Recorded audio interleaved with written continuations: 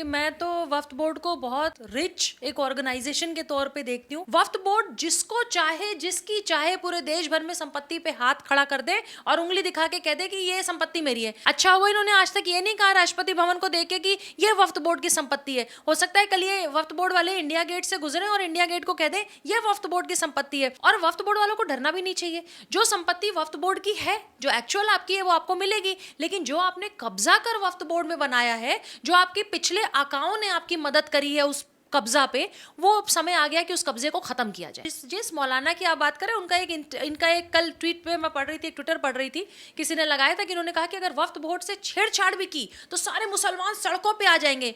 अरे भैया, जब आपने चोरी नहीं की मौलाना साहब, तो क्या प्रॉब्लम है? ये प्राइम मिनिस्टर के घर को, प्रेसिडेंट के घर को, ये अंबानी जी के घर को, टाटा बिरला के घर को, ये किसी को भी कह देंगे कि वक्फ बोर्ड की जमीन थी जी, टाटा जी ने हड़प ली। प्रीति मैम, वक्फ बोर्ड को लेकर देश की मोदी सरकार जो है वो काफी कड़े नियम लाने की बात कर रही है, जिस पर वक्फ बोर्ड में जो है वो अधिनियम की बात, चेंजेस करने की बात जो है वो मोदी सरकार के द्वारा कही गई है। पर इसी चेंजेस को लेकर काफी राजनीतिक नेता जो है वो खुश नजर नहीं आ रहे हैं। एक तरफ असदुद्दीन ओवैसी का बयान सामने आया है, तो वहीं दूसरी तरफ कांग्रेस के नेता राशिद अल्वी ने तो ये भी कह दिया है कि वक्फ बोर्ड की जमीन को जो है वो छीनने का प्रयास कर रही है सरकार। आप किस तरीके से देख रही हैं इस पूरी बयानबाजी? देखिए, मैं तो वक्फ बोर्ड को बहुत रिच एक ऑर्गेनाइजेशन के तौर पे देखती हूँ, क्योंकि भारत में रेलवे और डिफेंस के बाद में ऐसी सबसे ज़्यादा संपत्ति वक्फ बोर्ड के बाद है। तो आप कल्पना करिए कि जिसके पास 9 लाख एकड़ से ज़्यादा की संपत्ति है, 9 लाख एकड़ से ज़्यादा की संपत्ति है। और अगर हम सिर्फ यूपी में बात करें तो मैं आंकड़े बता दूँ, यूपी में सुन्नी बोर्ड के पास कुल 2,10,000 संपत्तियाँ हैं लगभग, जबकि शिया बोर्ड के पास 15,000 के लगभग संपत्तियां हैं। तो आप सोचिए, सिर्फ यूपी की बात मैंने करी है। अगर वक्फ बोर्ड के पास इतनी संपत्तियां, और सबसे बड़ी प्रॉब्लम वक्फ संपत्ति होने में प्रॉब्लम नहीं है, प्रॉब्लम ये है कि अगर हम वक्फ बोर्ड है और कल मैं ये कहूँ कि आपका जो घर बनाया हो वो वक्फ बोर्ड की प्रॉपर्टी है, वक्फ बोर्ड की ज़मीन पे है, तो इसमें सबसे बड़ी प्रॉब्लम ये है कि मैं अगर ये बात कह रही हूँ और ये एलिगेशन लगा रही हूँ, अब आपको अपने पेपर दिखाने पड़ेंगे कोर्ट में, आपको ही बताना पड़ेगा कि आपको वो सारी जांच से गुजरना पड़ेगा कि ये संपत्ति आपकी है कि नहीं। मैंने तो सिर्फ एक एलिगेशन लगा दिया।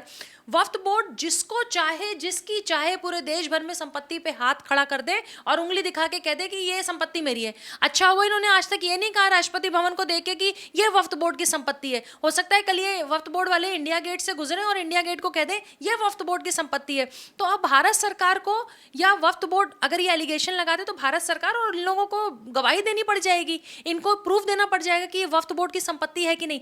ये मनमानी एक जो इनकी चीज़ें चलती आई हैं, और पिछली गवर्नमेंट ने जिस तरीके से वक्फ बोर्ड को, उनकी संपत्तियों को अमीर बनाने का काम किया है और देश की बहुत सारी संपत्तियों पे जो कब्जा करने का काम इनसे करवाया है, अब वो समय आ गया है कि वक्फ बोर्ड हो चाहे XYZ कोई भी बोर्ड हो, चाहे वो हिंदुओं का कोई बोर्ड हो, चाहे वो मुसलमानों का कोई बोर्ड है, आप नहीं ये कह सकते भारत सरकार भारत की धरती पे खड़ा होकर के ये वक्फ बोर्ड की संपत्ति है या ये हमारी संपत्ति है, और आप तो कह के किनारे हो जाएंगे, जिसको आपने कहा वो बेचारा सबूत देता फिरे।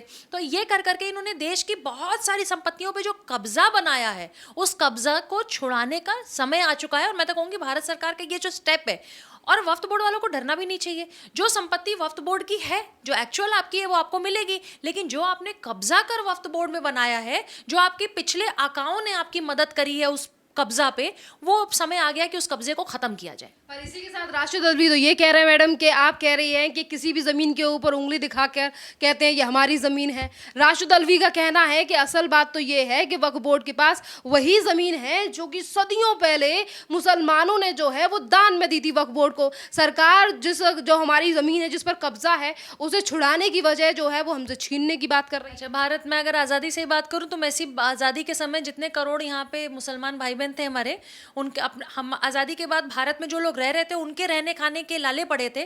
किसी तरह देश पिछले 70 सालों में चला, हम धीरे धीरे ग्रोथ करके आज हम देश में इतनी बड़ी विश्व में ताकत बने हैं। और जो ये आपको प्रोपेगेंडा ये बताते हैं राशिद अल्वी, और जिनका आप मौलानाओं का नाम ले रहे हैं, इन ये कब की बात कर रहे हैं? इनके वो किन लोगों ने दिया? मुगल इनको देके गए थे।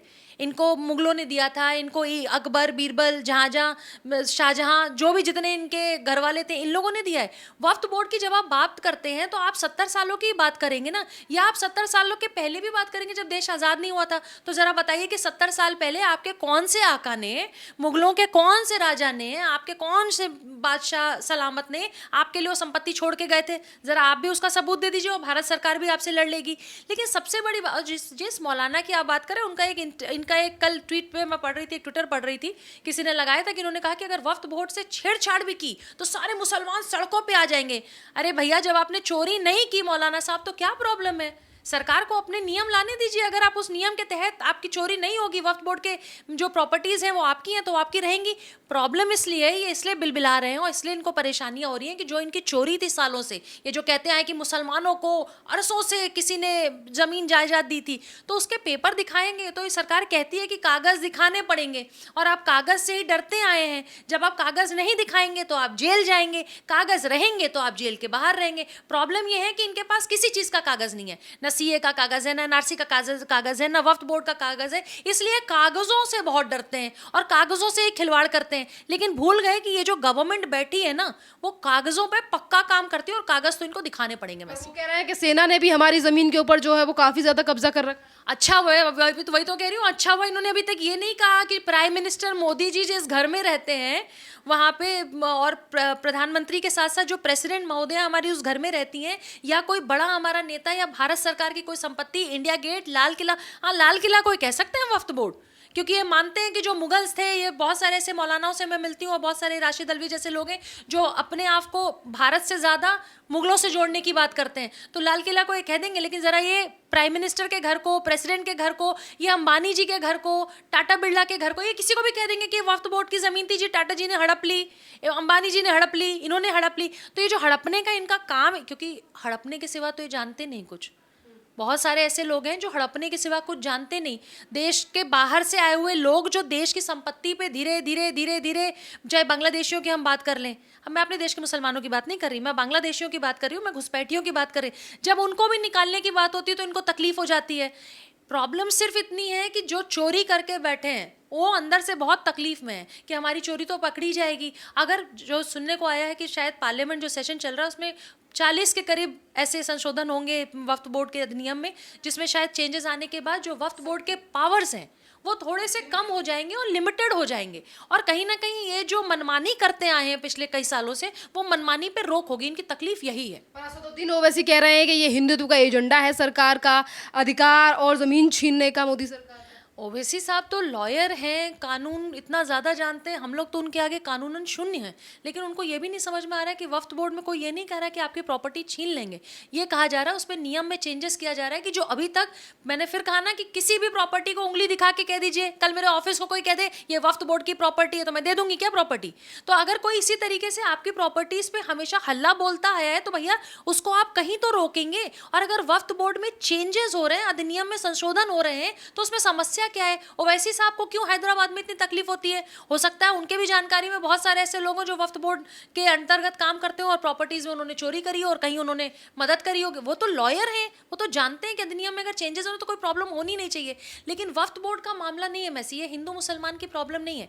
आप एक संगठन को, एक प्राइवेट ऑर्गेनाइजेशन को इतना मजबूत कर देते हैं कि वो देश में जिस संपत्ति को चाहे उस संपत्ति को कब्जा भी कर सकती है और अपनी गुंडागर्दी भी दिखा सकती है। तो उस गुंडागर्दी को कम करना, चाहे वो किसी की भी ऑर्गेनाइजेशन हो, हिंदू को हो मुसलमान को, उस ऑर्गेनाइजेशन पे कंट्रोल रखने का काम भारत सरकार का होना चाहिए। आपने कहा कि मुद्दा हिंदू मुसलमान का नहीं है, पर केंद्र सरकार के द्वारा चाहे कोई अधिनियम लाया जाए या कानून लाया जाए, पर हमेशा उसे मुसलमानों से ही जोड़ दिया जाता है कि मुसलमानों से नफरत है, ज़मीन छीनी जा रही है, जैसा कि वक्फ बोर्ड को लेकर भी कह दिया गया है। तो ये जो मौजूदा सरकार है इस पर तो हमेशा आरोप लगे हैं कि ये सरकार मुसलमान विरोधी। वैसे अभी उत्तर प्रदेश के, मैं इस लोकसभा चुनाव में पूरे उत्तर प्रदेश के हर जिलों में मैं गई हूँ और वहाँ जितने मुस्लिम परिवारों से मैं मिली हूँ, चाहे वो प्रधानमंत्री जी की आवास योजना हो, चाहे हर घर नल की योजना हो, चाहे वो गैस की योजना हो, उज्ज्वला योजना हो, चाहे और कोई योजना हो, चाहे पोस्ट ऑफिस की कोई योजना हो, चाहे बेटियों के पढ़ाने की कोई योजना हो, सबसे ज़्यादा लाभ अगर किसी को मिला है, अगर आप लाइन में देखेंगे तो बहुत सारे हमारे मुसलमान भाई बहन टोपी लगा के बुर्का पहन के वहाँ खड़े रहते हैं